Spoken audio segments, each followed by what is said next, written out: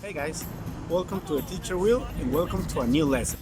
To have a better pronunciation today, we will be talking about the sound we make when we see a T and a Y together.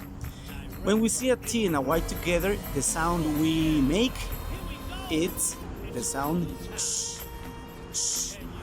Hoy vamos a hablar un poquito para tener una mejor pronunciación y sonar más natural, más nativo americano. Este sonido es cuando vemos una T y una Y juntos. Este sonido se va a convertir en sh, como la CH, así, sh. Veamos los siguientes ejemplos. Let's see the following examples. Last year, I sent you.